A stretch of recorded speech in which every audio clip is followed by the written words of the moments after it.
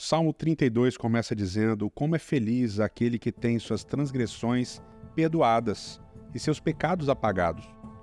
Como é feliz aquele a quem o Senhor não atribui culpa, e em quem não há hipocrisia.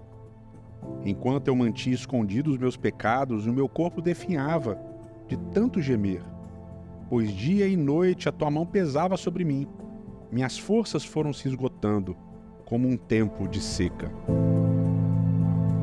O interessante desse Salmo 32 é justamente o título dele antes dessa primeira sessão que nós lemos. E o título dele diz Salmo Davídico, um poema. Só que a palavra aqui, que foi traduzida na Nova Versão Internacional como poema, é a palavra hebraica maskil. Maskil vem do verbo sakal, que significa algo como ter uma sacada, ter um entendimento específico. Essa expressão maskil ela vai aparecer 13 vezes no livro de Salmos para descrever os Salmos, como um título. Ela aparece também no livro de Amós para descrever uma pessoa prudente. Ela aparece no Salmo 47 como verbo para falar de um cântico que as pessoas deveriam cantar o maskil. Bom, qual a importância desse salmo ser o maskil?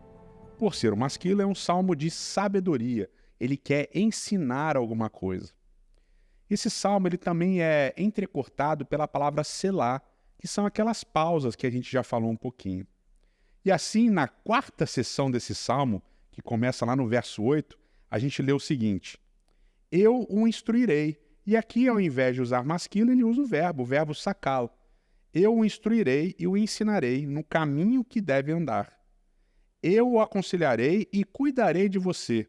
E o verso 9, não sejam como um cavalo, não sejam como uma mula, que não tem entendimento, mas precisam ser controlados com freios e rédeas. Caso contrário, não obedecem.